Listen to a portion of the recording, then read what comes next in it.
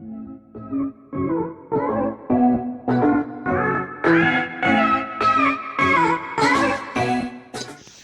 hello, welcome to another Terraria 1.4 changelog and update tell. I'm kind of just gonna, not spoil, it's just gonna give you a good insight on what it is. My name's Demon7. I'm not gonna ask you to subscribe. I mean, it's your choice. It does help us out. We've just 12 subscribers. By us, I mean me. I am lonely. But yeah, it's completely up to you. You can unsubscribe later and stuff like that. Anyway, some exciting news for you. We have been confirmed a new NPC, and today is actually the day which Terraria 1.4 comes out. And I do believe it just came out like not even 7 hours ago. Sorry about not having one yesterday, a video yesterday. It does take a break, and sometimes I can't always just crank out videos every day. I'm only human, or am I? Anyway,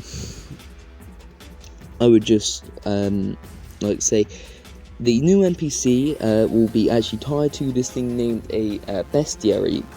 I want to say bestiary. It's bestiary. I'm just going to say bestiary from now on, but a bestiary is basically kind of like a book or a log of everything that's in a specific game. For example, in Terraria, it'll tell you, all different types of zombies, but you actually have to encounter first. I'm going to get into that a bit later. For some exciting news, we've actually got a complete overhaul on certain things. For example, character spritings and background spritings. So, 1.3 is going to become as nostalgic eventually, as you can see here. These are the ones we have currently. They're not too bad, but they could be improved, and they've been in the game for a fairly long time. And now we get to see the new ones. Here you can see Golem looks fairly cool, and it gives them a lot more depth. The harpy looks like it's got, it looks more naturally, just generally just looks more cool. Now, some boss bug fixes. As you can see here, the Moon Lord is no longer affected by blocks, so you can't just place 3 dirt blocks and then boom, the Moon Lord can't get to you. Yep, he will be able to laser you through blocks now. So you're gonna have to change your battle strategy. It's gonna be harder to farm Moon Lord loot, but I quite appreciate it. Kind of, it's a very controversial thing. And another boss bug fix is King Slime can now teleport you while you're on a rope. So no, you cannot create a pile of rope. He will be able to get to you and then knock you off the rope. Therefore, you actually have to battle King Slime yourself properly. I mean, again, fairly controversial. But yeah, now for mages here, the Wand of Sparking is going to get a small overhaul here. It does 30% more damage, and it gives the on fire debuff more often. This in result kind of just allows it to be a generally better weapon. It also does a tiny bit more critical strike chance. So it's okay at the start of the game, expert mode though not really, but this is a lot more acceptable weapon now. And including onto mage news is the fact that the magic missile design, yep, that is the magic missile, it's got a overhaul in the actual magic missile sprite. And now I remember first finding the magic missile, thought it was cool, but this is generally a lot better. Like, I really cannot complain about a lot of this overhaul. Terraria and Relogic, they have, I said Terraria likes company, they've done really well here. Now moving on to the bestiary. You'll go up to your menu here, near the coins and ammo, directly onto the coin slot. You'll find a little book, and it will say Open Bestiary underneath it. Not underneath it when you go over it, and when you click on that, of course, it will open up your bestiary. I mean, it's not the easiest to locate thing, but, it works, and, I mean, at least it isn't another kind of, inventory type slot thing. But, yeah, when you open it up, let's assume you've got a bunch of data filled out. It will show you all the things you can get into Terraria, and this will be from slimes to NPCs, bosses even. As you can see, I have Cthulhu's in here. You'll be able to see, all like a wide array of things. For example, you'll get all the way from the guide to the Moon Lord, and um, this is generally excellent. There'll be tons of pages on it, and as you can see here, this will be the way it works. It will have, for example, a starring system, and that'll be how rare it is. For example, Zombie will be 1 star, and Mimic and Pinky will be, 4 or 5 stars. They've also done it for NPCs. I don't exactly know how that works. I'm assuming it's kind of like on a forums thing. Anyway, I've just realized to start speaking really quick. It has the little star kind of like explosion symbol, that's knockback. It will show you its drop rates, where it appears, that kind of thing. That's excellent. Here, for example, you'll have to actually kill it. So the first time you kill it, for example, a zombie, it will do a bunch of question marks, but it'll tell you it will appear in nighttime. Then, if you kill it again, it'll tell you a bit of information, how many coins it drops, the damage, and that kind of thing. And if you kill it one more time, you will get the fact that it drops certain items, and you'll also, for the final time you kill it, you'll get the percentage of that drop rate, so you need to kill each thing 4 times. Here you can get a range of filters, so for example, if you want to see all the enemies which will appear especially during a blood moon, you can get that done there. You can also have it, all the ones you've unlocked, or all the ones which you have for the celestial pillars, which can be quite useful, if you want to kind of go over tactics, especially as the Moonlord fight is essentially just been completely changed, because no longer affected by blocks.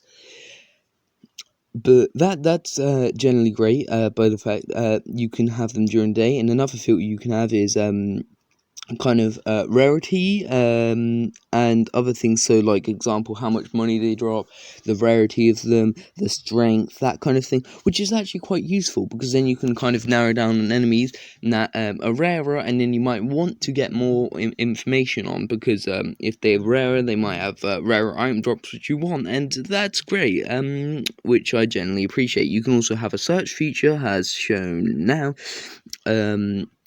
where, for example, again, if you search up zombie, it will show you all the different types of zombie, as long as you've encountered them and killed them. For example, here this is completely filled out, which, I mean, that is great. I think it'll just show question marks if you don't have them all. But yeah, here is the new NPC in action. I know it's kind of hurried. This is actually the zoologist NPC, and oh yeah, and they will actually, here's the item list. Now you can get the Crit Companionship Book, which is an equipable item which allows you not to kill bunnies and squirrels and crits like that. I probably won't use it, because, I don't know. I might use it, depending on how passive I feel, but you can also get these pet licenses, which allow you to get pets in towns, which you can actually, I think you can pat them on the head. You can also get dog ears and, like, this dog tail, so that'll be like a vanity item you can equip. But as you complete the bestiary, you will actually unlock more and more items, filling up, which is a very interesting concept, if you think about it. But, like, for now, we have no way of telling, how and when we unlock it. We'll probably have that in the future, but I mean, I would kind of appreciate if we had, like, a little marker, maybe, or like a little text which came up every time you completed a certain amount, which just said, you've done this, or, like, at least some kind of informative way without having to check. Now, there is actually a progress bar, which I'll show you here. Show it again now. It'll just be this little kind of blue progress bar. There's no kind of indication. Anyway, moving on. I'm just going to put the symbol in the background just so I have time to actually speak before we move on. Anyway, moving on to armor. Titanium armor was a bit OP, but now it will have these titanium shards which actually deal damage to enemies as they come near you, and I think they'll regenerate. So, it used to have the shadow dodge, and I appreciate that, because now it's on the next tier up, as you may ask. But the Stardust armor will actually attack on its own using a new attack without needing prompting. And again, this is excellent, because it's just generally making the game more enjoyable to play. And solar armor will actually have more defense, and you'll have a slight damage reduction even without the charge shield. Again, this is great, because you always want that damage reduction. It kind of makes the whole game again more enjoyable. Like, my personal opinion on titanium armor, having the different kind of debuff effect, I appreciate it, because now on the next tier up, there's actually a different debuff. You can get the Shadow Dodge debuff for the Hallowed Armor, so that's great. Also have a slight overhaul on the Christmas tree sword. I don't really care too much for this item, but you will see the star go up and then the baubles drop down, which will actually damage the enemies. Anyway, moving on, we now have a differentiation between the kind of mace balls I forgot the name of. They're now less like yo-yos, and as you can see, you can swing, and I assume as you let go of the click, it will then automatically shoot while depending on the momentum. And another slightly overhauled item here is the short sword. It works on a different axis, which I really appreciate. It's actually now a lot more fun item. It ain't that great, but as you can see, you can stab from different areas, and you can stab up, down, left, right, and center. But anyway, bye for now. I hope you are all having a great day. Don't forget to check out my other videos. I do have more Terraria 1.4 news. But for now, bye.